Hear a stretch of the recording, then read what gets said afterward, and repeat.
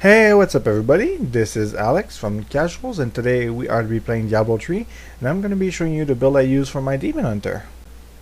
Alright, so first thing first, I'm going to cover the gear. My gear on my Demon Hunter is extremely bad. I didn't upgrade anything really, honestly. It's maybe worth 1 or 2 million at most altogether, so it's crap mainly. But personally I prefer bows, but right now I'm using a crossbow.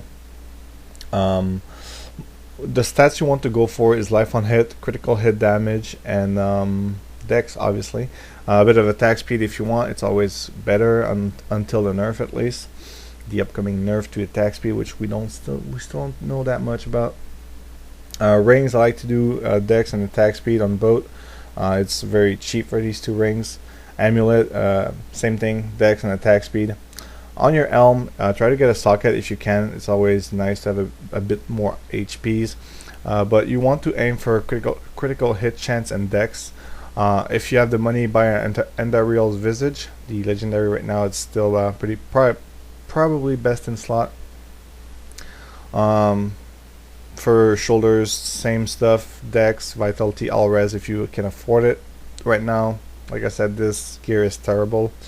Gloves, you want to go for dex, attack speed, and crit chance and crit damage if you can afford it. Since the way you want to build your Demon Hunter usually is a very high crit base damage. So you want to crit often, and when you crit, you want it to do a lot of damage. So also for your weapon, if you have a socket, put an emerald in it, because emeralds and weapon will do increase critical damage. And you can get a maximum of 100% damage on a gem. Obviously that gem is extremely expensive, like 16 million or something like that, but you can still get probably 70% or something like that for not too much gold, so it's really worth it. For boots, it's pretty much the same. Dex, vitality, all res if you can afford it. Try to get armor and pants with sockets, so you can gem them with extra dex. And it's pretty much it, really. Just try to focus for attack speed, dex, crit chance, crit damage. And for your quiver, it's pretty much the same thing. If you can get hatred regeneration or maximum discipline on your armor and your quiver, it's always cool as well. It's going to help you do your volt and in your smoke screen a bit more often. Now for your skills, personally I like to use Hungering Arrow with Devouring Arrow, basically making it that every time you pierce, it's going to do more damage. Basically it's going to look like this. It's that yellow, that red arrow that you shoot. My second ability is Elemental Arrow with Nether Tentacle. It's probably the one of the best abilities for Demon Hunter. I'm guessing it's going to be get nerfed eventually, because the hatred cost is only 10 per arrow, which is fairly low. And this is by far the best ability to spam in my opinion. I like to use the companion with the bat, basically increase your hatred regeneration, which is really nice, very useful. Although this can be annoying against reflect damage mobs, since sometimes if you don't want to attack, and it's going to attack anyway, and if there's a goblin and you want to wait for your group, and it's going to trigger the goblin if you're too close, so you have to be careful. Now next, I like to use Volt with Tumble. Basically you can tumble a lot more. And Tumble is just, Volt is just such a great ability. And I mix it with the Tactical Advantage passive skill, basically making that you can run faster for 2 seconds, 60% faster. So it's pretty cool to spam and just rush through stuff and get away and stuff. Obviously I use Smoke Screen with Lingering Fog. Basically you're invulnerable for 1.5 seconds.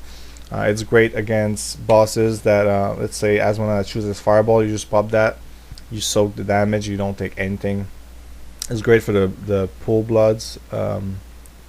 It's great for anything that is going to kill you, and then you pop Smoke Screen and you're no longer going to die. It requires a bit of timing, and it's pretty expensive on discipline, but and this is why my fourth ability is Preparation. I use it with the rune Focus Mind, which basically makes it you gain discipline over time and not like at the same one shot. But instead of gaining 30, you will gain 45. So it lets you spam your stuff and move a bit while it's still progress and regenerate. So it's very useful. It's by far my favorite rune for preparation. And yeah, that's pretty much it. Now, obviously, there's other good abilities. If you don't want to use the bad campaign, you can always go to your caltrops. Where is it? Caltrops.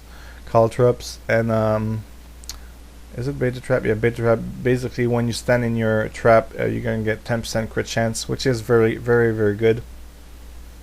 In situation, you can use shadow power and marked for that with the proper runes. Usually for mark for that you want to use value of that. Basically it does increase the damage that the mob is gonna take, so while he's standing in there, very useful. And I'm sure there's plenty of viable traps builds out there. Personally, I'm not a fan of traps since I find it somewhat situational, I guess. Like, I don't know, I just prefer using elemental arrow overall. But yeah, we're gonna move on to the passive skills. Like I said, tactical advantage, really nice for getaways and stuff like that. Right now I use sharpshooter.